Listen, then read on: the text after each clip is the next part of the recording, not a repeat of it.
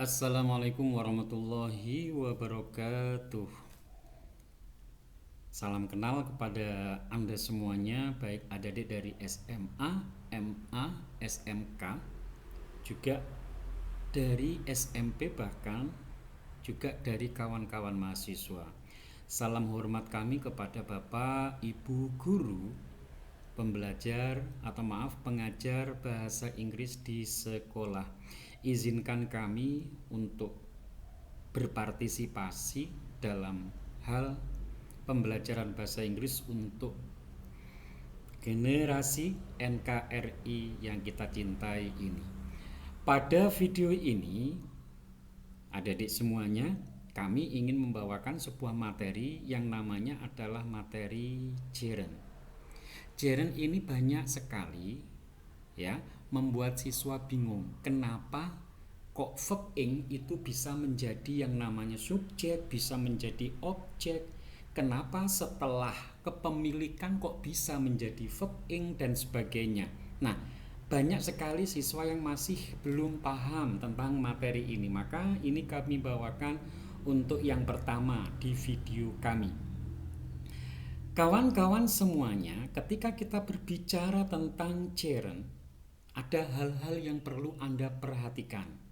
Ya, yang pertama yaitu nanti fungsi dan letaknya gerund itu di mana. Ada di bagian pertama yang akan kita pelajari adalah fungsi atau gerund sebagai subjek. Tetapi sebelum jauh ke sana, fungsi gerund sebagai subjek, biar tidak bingung, kok ada verb ing sebagai subjek? Gerund itu nanti kan sebagai, gerund itu kan nulisnya pakai verb ing. Kok ada verb ing sebagai subjek? Mari kita cermati penjelasan berikut ini. Langkah pertama, kawan-kawan semuanya, pahami konsep gerund. Apa itu gerund? Gerund adalah kata kerja. Ingat, kata kerja yang ditulis dalam bentuk verb ing. Ditulisnya dalam bentuk verb ing. Katakanlah penampakannya, maaf saya pakai kata ini, penampakannya, tulisannya itu nanti dalam bentuk verb ing, tetapi dia dikategorikan sebagai benda. Berarti nanti ini fungsi dalam kalimat. Oke, dalam kalimat nanti dia adalah sebagai kata benda. Nah, kata benda nanti sebagai apa saja? Banyak sekali posisi-posisi kata benda dalam kalimat. Untuk langkah yang kedua, kawan-kawan semuanya pahami dulu analogi berikut. Kami punya contoh seperti ini. Susie love me. Mari kita cermati. Dari tiga kata ini mari kita uraikan. Nah, penguraiannya adalah begini kawan-kawan. Coba, Susi ini jenis katanya apa? Susi jenis katanya kata benda. Dalam kalimat kawan-kawan, ini dalam kalimat. Dalam kalimat dia berfungsi sebagai apa? Tentu dia berfungsi sebagai subjek. Jadi, Susi itu kata benda, kategorinya, nama lebih detailnya adalah proper noun, ya. Nama kita masing-masing ini namanya adalah proper noun, tapi kita sebut noun gitu saja dulu. Nah, Susi jenis katanya kata benda. Dalam kalimat nanti dia adalah sebagai subjek. Berikutnya kita lihat yang kata cinta, love. Love di sini jenis katanya adalah kata kerja sebagai verb. Nah, dalam fungsi di dalam kalimatnya nanti dia adalah sebagai predikat. Untuk yang berikutnya yang me di sini dia jenis katanya kata benda dan dia berfungsi sebagai objek dalam kalimat ini. Nah, kawan-kawan, ilmunya adalah di sini. Coba analogi biar nanti tidak bingung terhadap pemahaman yang namanya gerund. Sekali lagi perhatikan. Susi di sini adalah jenis katanya kata benda dan bisa sebagai objek. Me di sini adalah kata benda dan bisa sebagai objek. Jadi Susi dan me adalah benda. Berarti kalau demikian gerund yang ditulisnya dalam bentuk verb ing yang berfungsi sebagai kata benda, berarti bisa dong gerund ini sebagai subjek dan gerund itu bisa sebagai objek. Kan gerund itu juga sama-sama benda. Berarti secara konsep setiap yang benda bisa sebagai subjek, setiap benda bisa sebagai objek. Gerund itu benda, berarti gerund juga bisa sebagai subjek, bisa juga sebagai objek. Itu yang menjadi catatan Anda.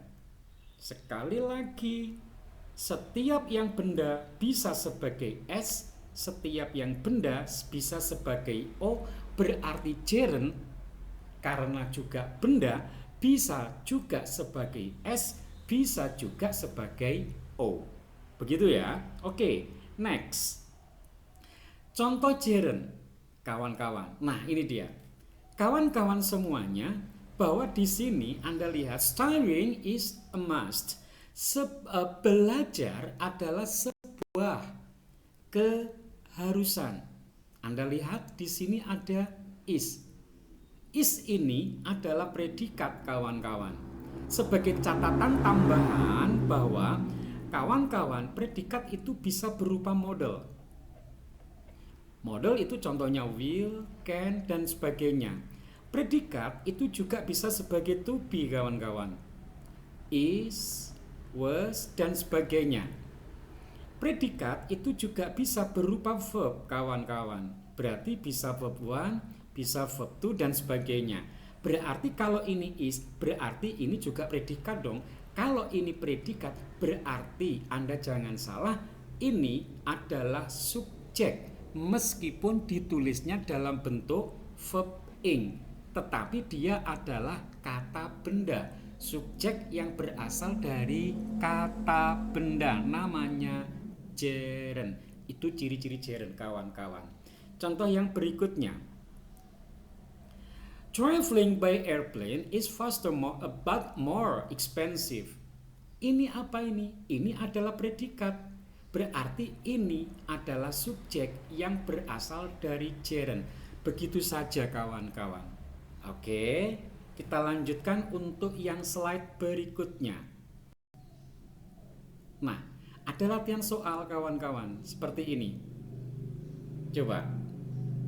Kawan-kawan, sebelum kita mengerjakan soal ini, catatan dari kami, yaitu ini ada catatan tambahan dari kami sebelum nanti Anda mengerjakan soal. Satu, catatannya adalah yang namanya verb 1 dan verb 2 tidak akan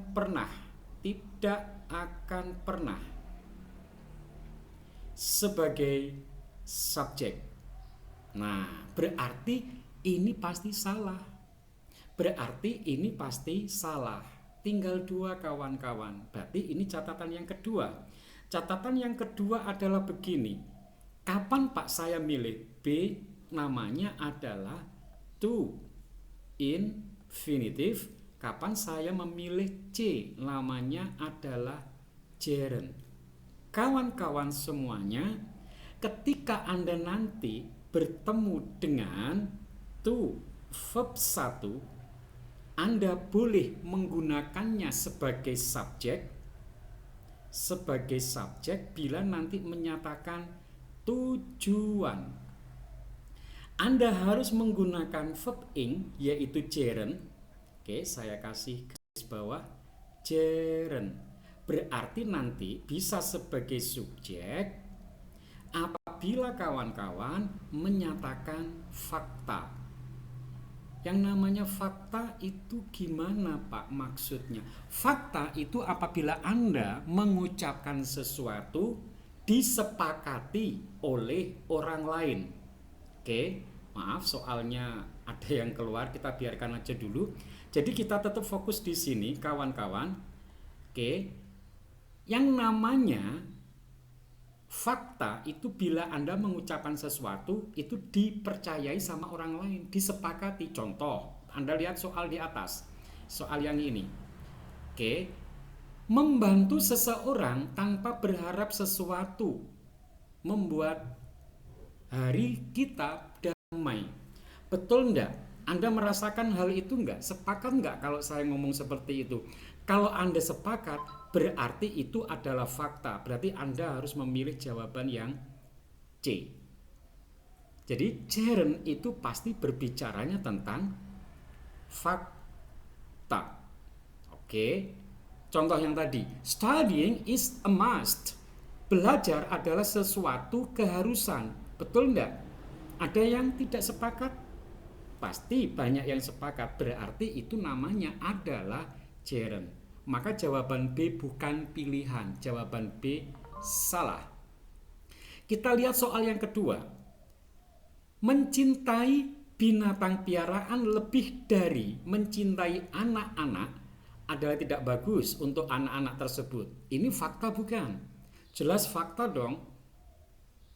Kalau Anda terlalu mencintai binatang piaraan Anda dibandingkan dengan putra-putri Anda kelak suatu hari nanti, tentu itu salah dan masyarakat pasti sepakat itu salah. Berarti yang dibicarakan di sini adalah fakta. Berarti Anda harus memilih jawaban yang B.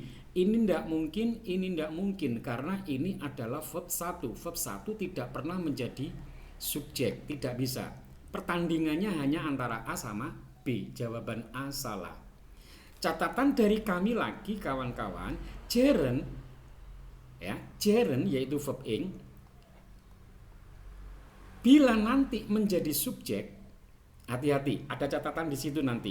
Nah, Jaren termasuk benda tunggal dan apabila nanti sebagai subjek, predikatnya apabila berupa to be pasti mengandung huruf S. Pasti ada S-nya. Ya. Was. Kalau berupa to be, ya. Has been. Nah, ada S-nya pasti.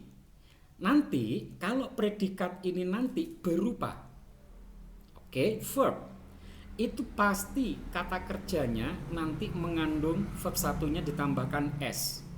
Pasti mengandung does, bukan do. Nanti kalau berupa verb 3 pasti diawalinya dengan has. Nah, seperti ini kawan-kawan. Jawabannya selalu mengandung huruf S. Makanya kawan-kawan di soal ini, dua-duanya kan tentang Jaren ini tadi, Anda lihat predikatnya yang ini. Nah, harus ada S-nya kalau Anda nanti memilih jawaban. Ini harus belakangnya pakai S. Nah, seperti itu. Itu hanya catatan tambahan saja. Berarti Jaren itu selalu dianggap benda tunggal. Berarti Jaren itu sama dengan it. Nah, intinya begitu kawan-kawan ya. Oke kawan-kawan, untuk video yang ini kita cukupkan sampai sini. Untuk yang berikutnya silakan nantikan fungsi dan letak Jaren bagian yang kedua di video yang berikutnya. Terima kasih. Kami akhiri, semoga bermanfaat untuk masa depan. Wassalamualaikum warahmatullahi wabarakatuh.